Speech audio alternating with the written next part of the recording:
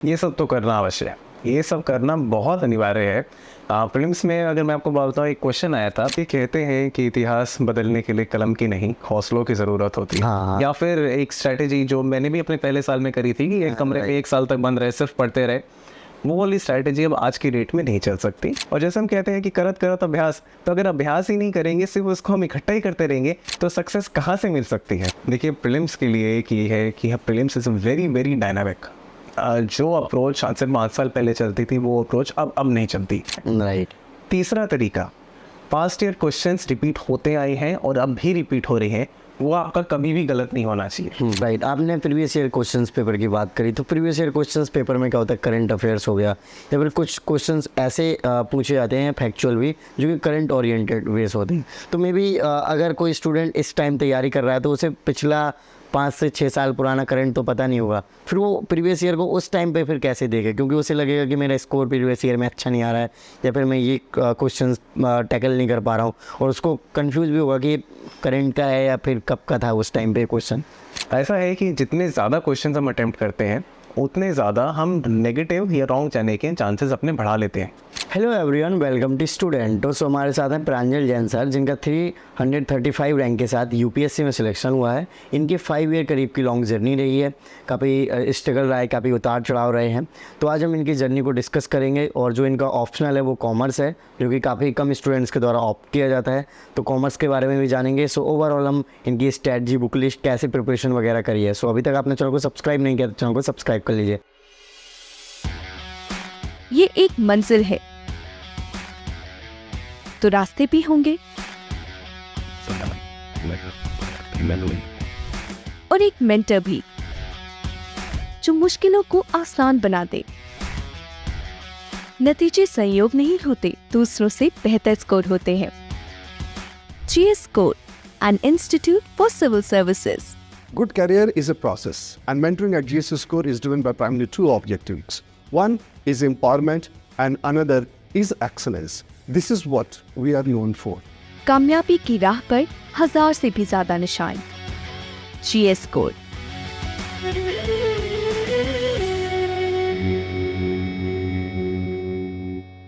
Okay, सबसे पहले sir आप अपना एजुकेशन बैकग्राउंड बताइए। मेरा एजुकेशनल बैकग्राउंड कॉमर्स में रहा है। मैंने कॉमर्स में ही ग्रेजुएशन करी दिल्ली यूनिवर्सिटी से। मैंने चार्टर्ड अकाउंटेंट बना हुआ है 2018 में, और मैंने अपना यूपीएससी में ऑप्शनल भी कॉमर्स एंड अकाउंटिंग से ही रखा है। राइट। सिविल सर्विसेज की आप तरफ क्यों मूव करें, या फिर मोटिवेशन कहाँ से है? क्योंकि सीए वगैरह में काफ़ी अच्छा कैरियर है, काफ़ी मतलब इनकम भी बहुत अच्छी कर सकते हैं, मतलब सैलरी भी बहुत अच्छी होती है। देखिए, कहते हैं कि इतिहास बदलने के लिए कलम की नहीं हौसलों की ज़रूरत होती है। वाह। और ये हौसले तब आते हैं जब आप एक इरादा लेके चलते हैं कि आप कुछ चेंज लाना चाहते हैं। जी। वो चेंज लाने की कैपेसिटी, जो सबसे ज़्यादा कैपेसिटी है, वो सिविल सर्विसेज में है। और साथ ही साथ जैसा कि हम देखते हैं कि अगर हमें कोई बदलाव लाना है, या कोई अगर हमें चीज़ बेहतर करनी है, उसको और फर्दर इम्प्रूव करना है, तो रादर देन हम किसी चीज़ को क्रिटिसाइज़ करें या कंप्लेन करें, हम इनोवेटिव सॉल्यूशंस लेके आएँ और उनको इम्प्लीमेंट करें। यही मेरी एक भावना थी कि मैं सिविल सर्विसेज ज्वाइन करूं, और आज मैंने ये एग्ज़ाम क्लियर किया है। राइट। तो कुछ पॉइंट्स आपने सोच रखे होंगे कि आप अगर ऑफिसर बनते हैं तो फिर मैं जाके सोसाइटी में ये चेंज करूँगा, या फिर ये काम जाके डायरेक्टली करूँगा। तो इस तरीके का कुछ सोचा था आपने? जी, मैंने सोचा है। मेरे बड़े ब्रॉड प्लान्स भी बनाए हैं relating to health sector, education sector, digital literacy, financial literacy. हम अपने इंफ्रास्ट्रक्चर को कैसे और बेहतर बना सकते हैं, ग्रीन इंफ्रास्ट्रक्चर पे कैसे फोकस कर सकते हैं, और साथ ही साथ हमें ये देखना होता है कि हमें कौन सी सर्विस अलॉट होती है, उस सर्विस के अकॉर्डिंग हम अपना कार्य कर सकते हैं। राइट। जैसे कि अगर हमें इंडियन फॉरेन सर्विस में अगर चयन होता है, तो हमें देखना होता है कि हम कैसे 2 कंट्रीज़ के या फिर मल्टीलैटरल रिलेशंस को हम कैसे इम्प्रूव कर सकते हैं, या उनमें अपना बेटर योगदान कैसे कर सकते हैं। अगर मेरा चयन किसी और सर्विस में होता है, तो मैं उस रोल, जो उस सर्विस का प्रॉपर रोल है, उसके अकॉर्डिंग जो मैं बेस्ट कर सकता हूँ, मैं वो करूँगा। राइट। जब आप सिविल सर्विसेज की प्रिपरेशन में आए तो कैसे स्टार्ट हुआ प्रिपरेशन? क्या आपने कोचिंग वगैरह की तरफ मूव किया, या फिर कैसे स्टार्ट किया था? जब मैंने सिविल सर्विसेज की मेरी जर्नी अराउंड 5 साल पहले शुरू हुई। हाँ। और being a topper through out my life, school college, मुझे लगा था कि मैं कर लूँगा। हाँ। पहले अटैम्प्ट में अच्छे मार्क्स लाऊंगा। राइट। सो मैंने कोई कोचिंग नहीं ली थी। अपने पहले अटैम्प्ट में पूरी तैयारी खुद करी थी। लेकिन जैसे जैसे मुझे समझ आने लगा कि इसका एग्ज़ाम का स्ट्रैटेजी क्या है, स्ट्रक्चर क्या है, तो मुझे समझ आया कि इसके लिए हम एक कमरे में बंद रह के इसकी तैयारी नहीं कर सकते। ओके। तो पहले अटैम्प्ट में मेरा प्रीलिम्स भी पास नहीं हुआ था, और जैसे कि मैंने स्ट्रैटेजी को समझा तो मुझे समझ आया कि ना तो हमें रेगुलर कोचिंग करने की ज़रूरत है कि हम सिर्फ कोचिंग में बैठे हैं, ना तो हमें सिर्फ एक कमरे में बंद हो जाना है कि एक कमरे में बंद हो गए हैं 10 घंटे या 12 घंटे। हाँ। या फिर एक स्ट्रैटेजी जो मैंने भी अपने पहले साल में करी थी कि एक कमरे में 1 साल तक बंद रहे, सिर्फ पढ़ते रहे, वो वाली स्ट्रैटेजी अब आज की डेट में नहीं चल सकती। हमें मिक्स एक स्ट्रैटेजी लेनी होती है कि हम ये भी देखते रहें कि क्या कोचिंग मटेरियल्स क्या आ रहे हैं, क्या करंट अफेयर मैगजीन्स आ रही हैं, क्या मॉक टेस्ट सीरीज चल रही हैं। राइट। लेकिन हम उन मटेरियल्स पे ही सिर्फ डिपेंडेंट ना रह जाएं, हम सेल्फ स्टडी से उसको ऑगमेंट करें और अपनी स्ट्रेंथ्स पे वर्क अपॉन करें। राइट। तो आपने सोचा था कि ये 5 साल आपकी जर्नी खिंचेगी। आप जैसे आपने अभी बताया कि आप क्लास टॉपर थे, तो आप तो सोच रहे होंगे जैसे एग्ज़ाम देंगे मेरे लिए तो काफ़ी कंपेरेटिवली इजी रहेगा क्योंकि मैं ऑलरेडी ब्राइट स्टूडेंट हूँ, कुछ इस तरीके से। जी बिल्कुल, ये थॉट आता है कि ये एग्ज़ाम हम क्लियर कर लेंगे। राइट। लेकिन एक्चुअली में ये एक एग्ज़ाम नहीं है, ये एक जर्नी है। एक जर्नी है जो आपको एक ऑर्डिनरी पर्सन से एक सिविल सर्वेंट बनाती है। और ऐसे में ऐसा आपको बनने के लिए बहुत ज़रूरी होता है कि आप कई सारे पैरामीटर्स पे वर्क अपॉन करें। सिर्फ ऐसा ही नहीं कि आप सिर्फ पढ़ाई करते रहें। अगर आप पढ़ाई करते रहेंगे तो हो सकता है प्रीलिम्स पास कर लें, मेंस पास कर लें, लेकिन आप पर्सनालिटी टेस्ट में रह जाएंगे। आपको एक ओवरऑल अपनी डेवलपमेंट करनी है, जिसके लिए आप लोगों से बात करें, आप न्यूज़पेपर्स पे बहुत ज़्यादा फोकस करें। आप जानिए कि हमारे जो नेशनल या इंटरनेशनल इवेंट्स चल रहे हैं तो वो उनके पीछे का क्या रीज़न है, क्या कोई चीज़ हो रही है, हमारा प्रशासन क्या कर रहा है, किस रीज़न से कर रहा है, और आप उसको बेटर कैसे कर सकते हैं। सो इसके लिए मैंने एक तो न्यूज़पेपर्स का बहुत सहारा लिया था, जिसमें मैं the Hindu, the Indian express, ये 2 न्यूज़पेपर्स मैं बहुत फॉलो करता था। और पर्सनालिटी टेस्ट के टाइम पे मैंने 2 न्यूज़पेपर्स चलाए थे, टाइम्स ऑफ इंडिया और इंडियन एक्सप्रेस। और ये एक बात ये भी है कि इवन इंटरव्यू के बाद से भी वो 2 पेपर की आदत लग गई है और अभी भी सिलेक्शन के बाद भी मैं 2 पेपर ही पढ़ रहा हूँ। ओके। और पहली बात थी न्यूज़पेपर्स की। दूसरी बात ये रही कि जो जैसे मैंने कहा कि जो कोचिंग इंस्टीट्यूट्स अपने मटेरियल्स लॉन्च कर रहे हैं, जिसमें से करंट अफेयर की मैगजीन, हम लोग PT 365 बहुत फॉलो करते हैं, लेकिन अब वो भी बहुत डिटेल हो रही है। अगर प्रीलिम्स 23 का पैटर्न देखें तो even PT 365 is also not just sufficient to clear the exam. Third material जो मैंने कहा, जो आप अपने नोट्स बनाते हैं। Right. क्या होता है यूजुअली कि हम अपने नोट्स बना लेते हैं, मैंने भी बनाए थे, बहुत बनाए थे, लेकिन क्योंकि वो इतने आप में एक्यूमुलेट हो जाते हैं कि हम वही नहीं कभी पढ़ पाते या वही नहीं कभी रिवाइज कर पाते। और जैसे हम कहते हैं कि करत करत अभ्यास, तो अगर अभ्यास ही नहीं करेंगे, सिर्फ उसको हम इकट्ठा ही करते रहेंगे, तो सक्सेस कहाँ से मिल सकती है। राइट। अच्छा, आपने जब ये जो रिज़ल्ट आया, क्योंकि 5 साल आपको तैयारी करते हो गए, तो क्या रिएक्शन था आपका, आपके फैमिली का? क्योंकि डेफिनेटली काफ़ी जब लॉन्ग टाइम आप किसी काम को दे देते हो और जब उसका रिज़ल्ट आता है तभी उसकी एक्चुअल वैल्यू पता चलती है। सो पर्सनालिटी टेस्ट जब ख़त्म होते हैं तो उसके 2-4 दिन बाद रिज़ल्ट आ जाना होता है, और उसके 3-4 दिन बाद अगला प्रीलिम्स होता है। सो जब भी पर्सनालिटी टेस्ट ख़त्म हुए, मेरे ख्याल से 28 तारीख को ख़त्म हुए थे, तो उसके बाद से जो हमारा ग्रुप होता है हमारे इंटरव्यू कैंडिडेट्स का, उस सब में हलचल मचनी शुरू हो जाती है। कोई कहता है रिज़ल्ट आ जा रहा है, कोई कह रहा है रिज़ल्ट अभी अगले 1 घंटे में आ रहा है। तो क्या कहें कि ब्लड प्रेशर इतना हाई होने लग जाता है कि रिज़ल्ट आने वाला है। राइट। फिर एक न्यूज़ आती है कि रिज़ल्ट आ गया। हाँ। लेकिन ऐसा नहीं होता। तो फिर धीरे धीरे हम ऐसे एक तो वेट करते हैं, तो एक तो उसमें बहुत टेंशन होती है, साथ ही साथ ये लगता है कि चलो होगा, सिलेक्शन होगा नहीं होगा, प्रीलिम्स पढ़ना है नहीं पढ़ना है। मेरे केस में तो ये क्लियर था कि जब तक रिज़ल्ट नहीं आ रहा, मेरा क्लियर था मैं प्रीलिम्स का नहीं पढ़ सकता, मुझे बहुत एंग्जाइटी हो रही है। तो बस फिर ये सोचा कि ठीक है, वेट करते हैं। और रिज़ल्ट वाला दिन था, अब सबको लग रहा था कि आज तो 90% चांस है रिज़ल्ट आ जाएगा।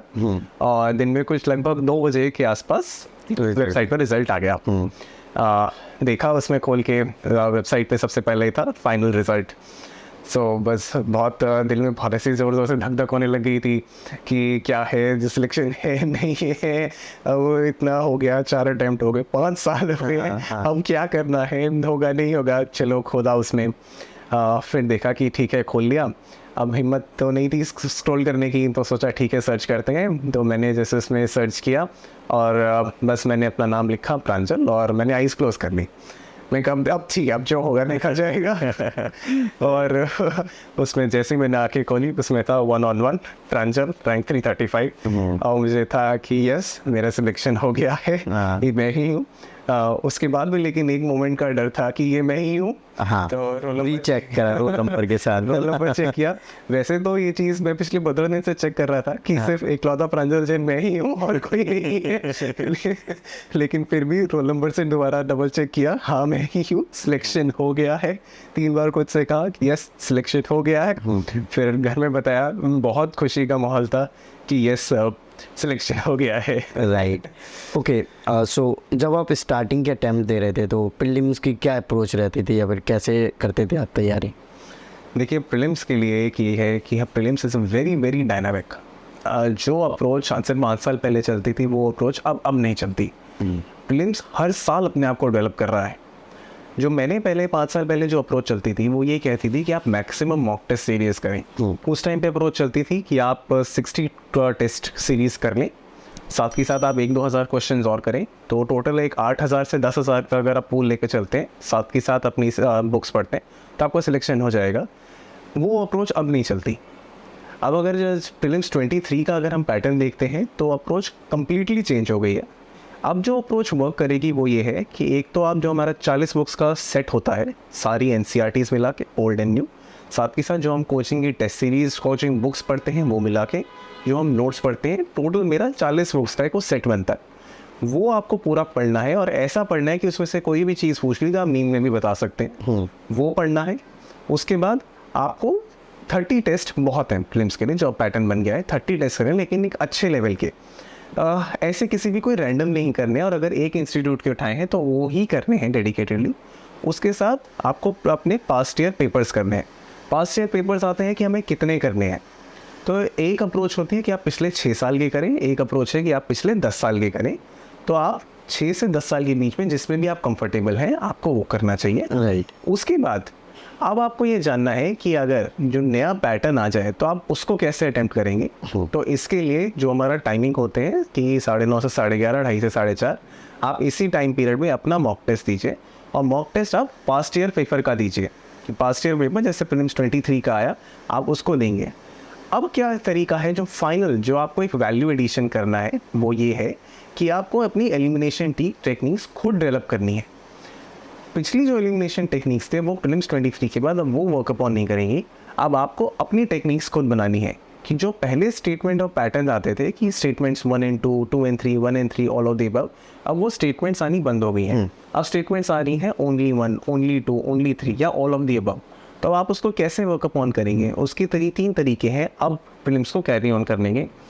फर्स्ट ऑफ ऑल अपना नॉलेज बेस हॉरिजॉन्टली बहुत बढ़ाना है। अब जैसे प्रीलिम्स में क्वेश्चन आया था कि उन्होंने जगहों के नाम दे देते हैं और बताते हैं, पूछते हैं कि वो जगहें कहाँ पे हैं। जैसे कैटलोनिया पूछा था, एनाटोलिया पूछा था कि ये जगहें कहाँ पे हैं। तो अब आपको अपना हॉरिजॉन्टल बेस बढ़ाना है, न्यूज़पेपर्स पढ़ के, मैगजीन्स पढ़ के, इंटरनेट में अपडेटेड रह के, ताकि आपको पता चले कि इंटरनेशनली या नेशनली क्या क्या चल रहा है। आपको places in news, persons in news, ये सब चीज़ें पता होनी चाहिए। सेकेंड अप्रोच, क्वेश्चन को देख के घबराना नहीं है। मोस्ट ऑफ द स्टूडेंट्स का जो रिएक्शन रहा है वो ये रहा है कि वो बहुत घबरा गए अपने इस पेपर को देख के, समझ ही नहीं आया कि इसको हमें टैकल कैसे करना है। तो अगर आप देखिए कि अगर महाभारत के युद्ध में अगर पांडव और कौरव के बीच में युद्ध हो रहा था और अगर पांडव जो सिर्फ 5 थे अगर वो घबरा जाते इतनी बड़ी सेना देख के, तो युद्ध तो शुरू होने से पहले ही खत्म हो जाता। Right, of course. ये आपका महाभारत है, ये आपको लड़ना है, आपके सामने पूरी सेना खड़ी है, लेकिन आपको डरना नहीं है, आपको इसको अच्छे से कॉन्फिडेंटली हैंडल करना है। राइट। तीसरा तरीका, पास्ट ईयर क्वेश्चंस रिपीट होते आए हैं और अब भी रिपीट हो रहे हैं, वो आपका कभी भी गलत नहीं होना चाहिए। जैसे आपकी बार भी इक्वालिटी बिफोर लॉ जो रिपीट होता रहता है और एक प्रोसीजर एस्टैब्लिश्ड बाय लॉ, उसके ऊपर भी एक क्वेश्चन था, उसका बहुत एक फेयर आंसर था कि फेयर एप्लीकेशन ऑफ लॉ, और वो भी कुछ PYQ से रिलेटेड था। तो जिन लोगों को पता था वो उसको अच्छे से वेल टैकल कर पाए। लेकिन अगर हम पास्ट ईयर क्वेश्चंस ही नहीं मेजर कर पाते तो वो हमें अफेक्ट करता है, और ये आपको एनवायरनमेंट और इकोलॉजी में भी बहुत हेल्प करता है। जैसे ये प्रीलिम्स 18 और 19 में ये एक ट्रेंड था कि हमें जितने भी क्रिटिकली एंडेंजर्ड स्पीशीज़ हैं या जितने भी एंडेंजर्ड स्पीशीज़ हैं, कई बार यूपीएससी वो पूछ लेता था। हाँ, लेकिन हमें वो पता नहीं होते थे। लेकिन जो अगर पास्ट ईयर क्वेश्चंस जिन्होंने पढ़े हुए हैं, वो उससे हम उसको एलिमिनेट कर सकते हैं किसी ना किसी स्टेटमेंट को, and we can arrive at the right answer. Right. So ये सब कुछ टिप्स हैं, टेक्निक्स हैं, जिससे हमें अब प्रीलिम्स को नेक्स्ट ईयर पास करने के लिए हमें चाहिए। राइट। आपने प्रीवियस ईयर क्वेश्चंस पेपर की बात करी, तो प्रीवियस ईयर क्वेश्चंस पेपर में क्या होता है, करंट अफेयर्स हो गया, या फिर कुछ क्वेश्चंस ऐसे पूछे जाते हैं फैक्चुअल भी, जो कि करंट ओरिएंटेड वेस होते हैं। तो मे बी अगर कोई स्टूडेंट इस टाइम तैयारी कर रहा है तो उसे पिछला 5 से 6 साल पुराना करंट तो पता नहीं होगा, फिर वो प्रीवियस ईयर को उस टाइम पे फिर कैसे देखे, क्योंकि उसे लगेगा कि मेरा स्कोर प्रीवियस ईयर में अच्छा नहीं आ रहा है, या फिर मैं ये क्वेश्चंस टैकल नहीं कर पा रहा हूँ, और उसको कंफ्यूज भी होगा कि करंट का है या फिर कब का था उस टाइम पे क्वेश्चन।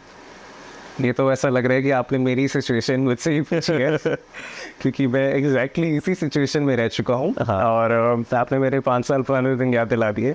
तब भी ऐसा ही था कि मैं भी जब पेपर करता था तो मैं भी ऐसे ही सोचता था कि ये तो करंट का है, इसको हटाओ, स्टैटिक में से मेरे इतने ठीक हो गए, इतने गलत हो गए, ठीक है मेरी नैया पार हो जाएगी, ठीक चल रहा। लेकिन अपने फेलियर से मैंने सीखा है कि जो हमें लग रहा है करंट पुराना हो गया है, वो भी पुराना नहीं है, वो सबका कुछ ना कुछ एक इफेक्ट रहता है।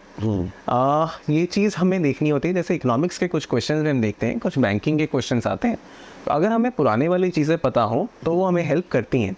जैसे एक बार एक क्वेश्चन आया था लीड बैंक स्कीम के ऊपर, शायद प्रीलिम्स 19 में आया था। ओके। तो जिन जिन लोगों ने वो पढ़ा था लीड बैंक स्कीम, उनको 2021 के जो प्रीलिम्स आया था उसमें भी हेल्प मिली थी, और एक बार यूपीपीएससी का जो प्रीलिम्स आया था उसमें भी हेल्प मिली थी। तो हम कह नहीं सकते कि करंट पुराना हो गया है। एंड यूजुअली यूपीएससी में जो करंट है उसको कंटेम्प्रेरी बोलते हैं, जो सिर्फ साल 2 साल का नहीं है, 3 साल 4 साल तक का भी जा सकता है। और ये भी देखा गया है कि अगर आप प्रीलिम्स का करंट को पढ़ते हैं तो आपको मेंस में भी उसकी हेल्प होती है। राइट। ओके। सो आपने करीब 4-5 प्रीलिम्स दिए, तो क्या मतलब कितने क्वेश्चन अटेम्प्ट करने का टारगेट रखते थे, या फिर कितने क्वेश्चन अटेम्प्ट करें आपने? ये एक स्ट्रैटेजी है, एक कंप्यूटेशन चार्ट है जो मैं आपके साथ शेयर करूँगा। ऐसा है कि जितने ज़्यादा क्वेश्चन हम अटेम्प्ट करते हैं उतने ज़्यादा हम नेगेटिव या रॉन्ग जाने के चांसेस अपने बढ़ा लेते हैं। जैसे कि अगर हम 100 के 100 क्वेश्चन अटेम्प्ट कर रहे हैं तो मैक्सिमम अगर हम 31 क्वेश्चन भी हमारे इनकरेक्ट हो जाएं तब भी हमारा स्कोर आराम से 110 के प्लस रहता है। और अब अगर हम कट ऑफ देखें जो 88 की जा रही हैं, बहुत अच्छा मार्जिन है कि आपका फॉरेस्ट का भी क्लियर हो। तो ये अब आपको खुद डेवलप करना है, अपनी स्ट्रैटेजी खुद डिवाइस करनी है कि आपको कितने क्वेश्चंस आप करना चाहिए या कितने क्वेश्चंस आप मैक्सिमम नेगेटिव मार्किंग तक अफोर्ड कर सकते हो। जैसे मेरा ये रहता था कि मैं 90 to 100 के बीच में जाता था, कि मुझे लगता था कि ठीक है 90 to 100 है, कुछ गलत हो जाएंगे, मैक्सिमम ज़्यादा ठीक हो जाएंगे, और अच्छा एक अच्छी कट ऑफ से मेरा हमेशा से मेरा ये पास होने शुरू हुआ। और लेकिन ये स्ट्रैटेजी हर पर्सन की अपनी होनी चाहिए। सिर्फ अगर मेरी स्ट्रैटेजी 90 to 100 की है, कुछ ऐसे लोग भी होते हैं जो अपनी स्ट्रैटेजी में 80 to 90 रखते हैं, वो एक बहुत कॉशियस अप्रोच पे चल रहे हैं, और ऐसी कॉशियस अप्रोच उनके लिए वर्क कर जाती है। तो इसीलिए मैं कहना चाहूँगा कि ये पर्सन टू पर्सन डिपेंड करेगा। और आप जितने भी प्रैक्टिस पेपर्स करेंगे, मॉक टेस्ट लगाएंगे, लास्ट ईयर क्वेश्चन करेंगे, उस अकॉर्डिंग आप उसको एक अपना स्ट्रैटेजी डिफाइन कर पाएंगे। अगर हम मेंस के बारे में बात करें तो आपने प्रीलिम्स और मेंस की इंटीग्रेटेड प्रिपरेशन करी थी, या फिर मेंस के लिए अलग से किया था? थोड़ा इसके बारे में बताएं। जी, मैंने जब स्टार्ट किया था मैंने प्रीलिम्स और मेंस की इंटीग्रेटेड अप्रोच स्टार्ट करी थी, लेकिन अब आफ्टर 2023 इंटीग्रेटेड अप्रोच अब वर्क नहीं करती है। अब प्रीलिम्स के लिए हमें अलग से तैयारी करनी है, मेंस के लिए हमें अलग से तैयारी करनी है, क्योंकि prelims is becoming more and more dynamic and mains is becoming more and more complex. इसीलिए हमें डिफाइन करना है कि हम 3 मंथ्स सिर्फ प्रीलिम्स पढ़ेंगे और 9 मंथ्स सिर्फ मेंस पढ़ेंगे। सो सर, जो मेंस की स्ट्रैटेजी है, तो आपको क्या लगता है क्या अप्रोच होनी चाहिए मेंस के सारे सब्जेक्ट्स के लिए, क्योंकि 9 सब्जेक्ट अराउंड हो जाते हैं हमारे? मेंस के लिए सबसे पहले तो हमें सिलेबस देखना है सारे सब्जेक्ट्स का, अपने ऐसे का, GS 1 to 4 हमारे ऑप्शनल सब्जेक्ट्स का। लैंग्वेज पेपर्स को प्लीज़ इग्नोर मत कीजिएगा। जैसे प्रीलिम्स में CSAT कई बार डुबा देता है, वैसे ही मेंस में लैंग्वेज पेपर्स भी डुबा देते हैं। जो भी आपका इंग्लिश पेपर है, आपके ऑप्शनल लैंग्वेज पेपर्स हैं, पेपर A पेपर B, दोनों पे अच्छा फोकस कीजिएगा। जो हमारे कंपलसरी पेपर्स हैं, सिलेबस को अच्छे से हमें गो थ्रू करना है। उसके बाद लोग कहते हैं कि हर एक टॉपिक को लेके उसके पॉइंटर्स बना लो, वो प्रैक्टिकली ऐसा फीजिबल नहीं होता। When it comes to topics like mobilization of resources in GS 3, आप अगर उसके पॉइंटर्स बनाने बैठ जाएंगे तो आप टाइम वेस्ट करेंगे, आपको उसको करंट से लिंक करना है। तो सिलेबस हमेशा अपने साथ रखें, हर पॉइंट को करंट से लिंक करें कि आजकल इस बारे में क्या चल रहा है। कि जैसे इंफ्रास्ट्रक्चर एक पॉइंट है उसमें, तो अगर कोई डेवलपमेंट आई है इंफ्रास्ट्रक्चर इन्वेस्टमेंट ट्रस्ट से लेके, रियल एस्टेट इन्वेस्टमेंट ट्रस्ट से लेके, तो आपको पता होना चाहिए कि ये सेबी क्यों लेके आया है, इन सब के क्या प्रोविजंस है, क्या बेनिफिट्स हैं, क्या लिमिटेशंस हैं। सो मेंस के लिए आप सबसे पहले सिलेबस समझें, उसको सेकंड उसको करंट से लिंक करें, तीसरी बात अपनी पास्ट ईयर क्वेश्चंस देखें और प्रैक्टिस करें। ओके, सो आपने ओवरऑल प्रीलिम्स और मेंस के मॉक कितने लगा दिए होंगे? प्रीलिम्स के मॉक्स मैंने कुछ 40 के अराउंड दिए होंगे, क्योंकि उस टाइम पे ये वाली स्ट्रैटेजी वर्क करती थी। मेंस के मॉक मैंने अराउंड 10 दिए होंगे। 10 दिए होंगे। ओके, सो बुक रिसोर्सेज अगर मैं आपसे पूछूं प्रीलिम्स एंड मेंस के, तो क्या रहे आपके? प्रीलिम्स के लिए जैसे मैंने बताया वो 40 बुक्स का सेट बनता है। ओल्ड एनसीईआरटीज़, न्यू एनसीईआरटीज़ दोनों पढ़नी ज़रूरी है। लोग वो फाइट करते हैं कि ओल्ड पढ़नी है, न्यू पढ़नी है, दोनों पढ़नी ज़रूरी है, लेकिन ओल्ड वालों को सिलेक्टिवली पढ़ना है। जैसे हिस्ट्री की सिलेक्टिवली करके पढ़ लीजिए, ज्योग्राफी की सिलेक्टिवली करके पढ़ लीजिए, पॉलिटिकल साइंस के आप छोड़ सकते हैं। ऐसे न्यू एनसीईआरटीज़ तो सारी पढ़नी है 6 to 12th क्लास तक की। सेकेंड चीज़, PT 365 आपकी मर्ज़ी है, अगर कोई और आपको मिल रहा है अपने करंट अफेयर्स के लिए कुछ शॉर्ट नोट्स, वो भी पढ़ सकते हैं। तीसरी चीज़, जो हम टॉपर्स के हम नोट्स देखते हैं या फिर जो उनके समरीज होती हैं, तो आपको वो पढ़नी है। साथ के साथ मॉक टेस्ट सीरीज देने हैं, पास्ट ईयर क्वेश्चंस बहुत ज़्यादा ज़रूरी हैं। मेंस के लिए जो भी आप अपने मेंस आंसर राइटिंग प्रैक्टिस कर रहे हैं, उसके मॉडल आंसर्स, उसको आप प्लीज़ बार बार उसको रिवाइज़ करें, और उसको बस ऐसे ही लिख के एक बार एक साइड में ना रखें, उसको डेफिनेटली उसको बार बार रिवाइज़ करें। ओके, सो जैसे पॉलिटी, लक्ष्मीकांत, स्पेक्ट्रम या फिर सतीश चंद्र का जो मॉडर्न इंडिया वगैरह के लिए ये सब करना है? ये सब तो करना अवश्य है, ये सब करना बहुत अनिवार्य है। प्रीलिम्स में अगर मैं आपको बताऊँ, एक क्वेश्चन आया था जिसमें उन्होंने हमसे पूछा था कि 3 फ्रीडम फाइटर्स के नाम दिए थे, और हमसे पूछा था कि 3 फ्रीडम फाइटर्स कौन है या किस डेट से रिलेटेड है, किस चीज़ से रिलेटेड है। तो उसका आंसर क्लियर कट था कि they were from members of Indian National Army. Okay, so ये बहुत बेसिक चीज़ है, और अगर ये इतनी बेसिक चीज़ भी अगर आप एनसीईआरटी से नहीं पढ़ रहे हैं, तो फिर कोई फ़ायदा नहीं है अगर आप स्पेक्ट्रम पूरे की पूरी पढ़ जाएं और आपको बेसिक कंटेंट भी ना आता हो। इसलिए ये पढ़ना ज़रूरी है। जहाँ तक आप क्लास 11th की मेडिवल की बात कर रहे हैं, उसको सिलेक्टिव रीडिंग कर लेनी चाहिए, लेकिन कम्प्लीटली इग्नोर नहीं करना चाहिए। ओके, तो मेंस आपने कितनी दी इस जर्नी में आपने टोटल? ये मेरा सेकंड मेंस था। लास्ट ईयर मेरा मेंस 1 मार्क्स से रह गया था। तो आपका जो कॉमर्स ऑप्शन है, थोड़ा उसके बारे में बताइए कि कितना मार्क्स है और उसके लिए आपने क्या अप्रोच रखी थी, क्या रिसोर्सेज फॉलो करे? देखिए, कॉमर्स एक इंटरेस्टिंग ऑप्शनल है, और जो भी कॉमर्स स्टूडेंट्स हैं, प्लीज़ आप इसको ऐसे ही मत इग्नोर कर दीजिए कि मेजॉरिटी कॉमर्स ऑप्शनल नहीं ले रही है। कॉमर्स में जैसे हम जानते हैं, पेपर 1 में there are 4 subjects, financial accounting, cost accounting, taxation and auditing.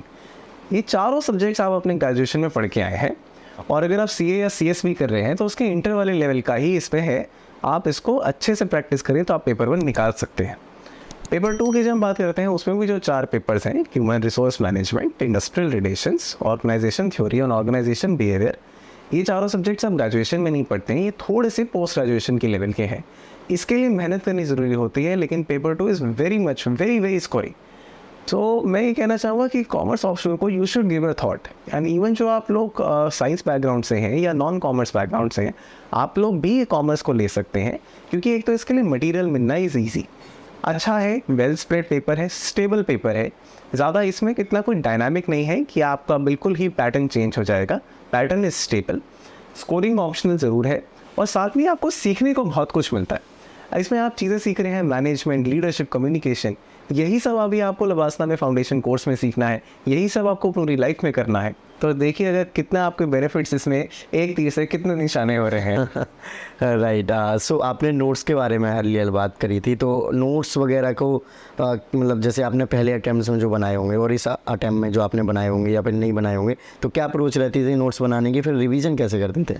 ठीक है, शुरू में मैंने बहुत शौक से नोट्स बनाता था मैं। पहले वाले 1 साल तो मैंने बहुत नोट्स बनाए, और वो 1 साल जो मैंने नोट्स बनाए वो मैंने आज तक नहीं पढ़े। किसी कोने में रखे हैं, कभी कभी दिख जाते हैं तो स्क्रॉल कर लेता हूँ, अच्छा लगता है कि हाँ मैं खुद देखता हूँ मैंने कितनी मेहनत करी थी। अब जब इस जर्नी में बिल्कुल लास्ट स्टेज पे अब आ गया था, अब नोट्स बनाने बिल्कुल छोड़ दिए थे। अब ये हो गया था कि जो बुक्स हैं उसमें भाई मार्क करता हूँ, फटाफट मैं बुक्स के पीछे शॉर्ट्स पॉइंटर्स लिख लेता हूँ। और अब मेरे लिए, क्योंकि मैंने इतना बार पढ़ लिया था, तो मेरे लिए रिवाइज़ करना बहुत आसान हो गया था। मेरे लिए कोई भी मेरा मटेरियल हो तो मैं क्विकली डायरेक्टली बुक से पढ़ लेता था। अब की बार मैंने नोट्स बनाना छोड़ दिया था, और कुछ लोग न्यूज़पेपर समरीज़ के भी नोट्स बनाते हैं, वो भी अवॉइड करना चाहिए क्योंकि इतना कॉस्ट बेनिफिट रेशो में वो हेल्प नहीं करता। ओके, सो ओवरऑल आपके इतने सारे अटैम्प्ट रहे और आप काफ़ी ब्रिलियंट स्टूडेंट रहे, टॉपर्स रहे क्लास कॉलेजेस के, तो जब आपके अटैम्प्ट्स में नहीं हो रहा तो ऑब्वियसली बात है डिमोटिवेशन आया होगा कि शायद मेरा होगा नहीं होगा, यूपीएससी में गलत साइड तो नहीं आ गए। तो इस टाइम पे अपने आप को कैसे मोटिवेट रखा देन अगले एग्ज़ाम्स के लिए उतनी एफिशिएंसी के साथ पढ़ाई करने के लिए? देखिए, डीमोटिवेशन तो आती है, और जब आपके पड़ोसियों और आपके रिश्तेदारों को पता होता है कि ये पेपर दे रहा है, इसके पेपर नहीं निकल रहे हैं, तो वो डीमोटिवेशन डबल हो जाती है। तो बहुत ज़रूरी होता है मोटिवेशन रखना, लेकिन ये कहने की बात आसान है। जो उस स्टेज में वो पर्सन होता है, जब उसका 1 मार्क्स उसका पेपर रह जाता है, हाँ, और जब वो देखता है कि उसकी पूरी इतनी लंबी इतने सालों की मेहनत सिर्फ एक झटके में बर्बाद हो गई। उसके साथ वाले उसके पीयर्स जिन्होंने अपना करियर साथ में शुरू किया था, आज वो मैनेजर डायरेक्टर बन गए उस लेवल पे, और उसको बिल्कुल बेस ज़ीरो से स्टार्ट करना है। तो एक टाइम पे तो निराशा छा जाती है, पर्सन हताश हो जाता है। लेकिन कहते हैं अंत भला तो सब भला, बस कोशिश करते रहने चाहिए, हिम्मत नहीं हारनी चाहिए। बस मैं ये सोचता था कि मैं इस जर्नी में क्यों एंटर किया, और सोचता था कि अगर अभी चांस है तो फिर से दूंगा और मेहनत करूंगा, और ये हो गया। ओके, सो फाइनली अब हम इंटरव्यू की बात करें तो इंटरव्यू में आपके कैसे मार्क्स वगैरह रहते थे, क्या क्वेश्चंस आपसे पूछे गए थे, इसके बारे में बताइए। इंटरव्यू मेरा बहुत एक अच्छा एक्सपीरियंस था। इतने सारे डोमेन्स में से जो मेरा इंटरव्यू कवर हुआ, मेरे पास हेल्थ सेक्टर से क्वेश्चंस आए, मेरे पास एजुकेशन सेक्टर से क्वेश्चंस आए, मेरे पास सीए बैकग्राउंड से बहुत क्वेश्चंस आए, और मेरे पास एक ओवरऑल जनरल बैकग्राउंड से क्वेश्चन आए।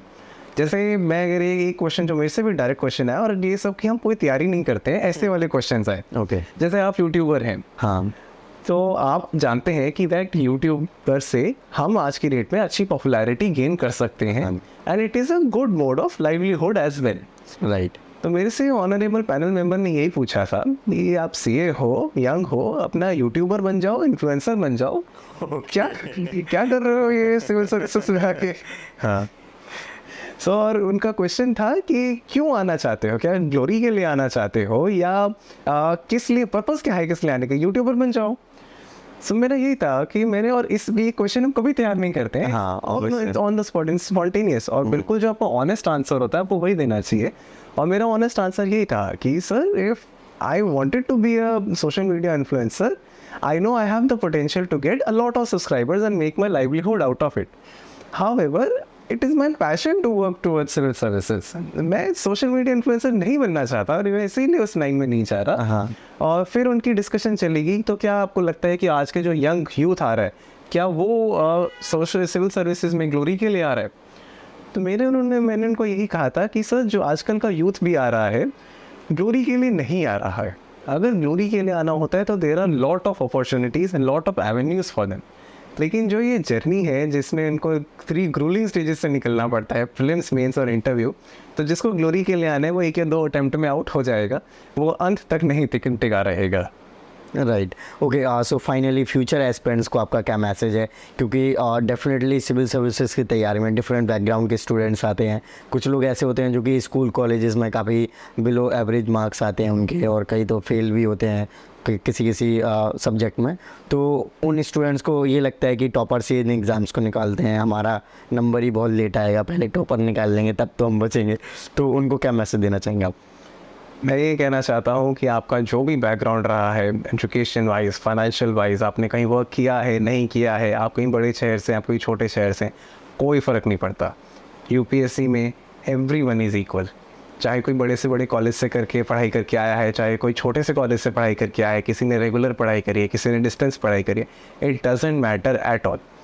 आपको बस ये समझना है कि क्या हमारी प्रॉब्लम्स हैं जो हमारे देश हमारा फेस कर रहा है, उसके लिए जो एग्जिस्टिंग हम सल्यूशंस कर रहे हैं वो क्या कर रहे हैं, और आप उसमें बेटर इम्प्रूवमेंट्स क्या सजेस्ट कर सकते हैं। अगर आप ये चीज़ सोच सकते हैं तो आप ये एग्ज़ाम क्रैक कर सकते हैं। Okay, so thank you so much sir for your lovely message. So friends, आपने देखा कि सर ने ओवरऑल अपनी जर्नी को शेयर किया। सो आई होप कि आपको ये वीडियो अच्छी लगी होगी, तो इस वीडियो को लाइक करें। अभी तक आपने चैनल को सब्सक्राइब नहीं किया तो चैनल को सब्सक्राइब कर लीजिए। जय हिंद।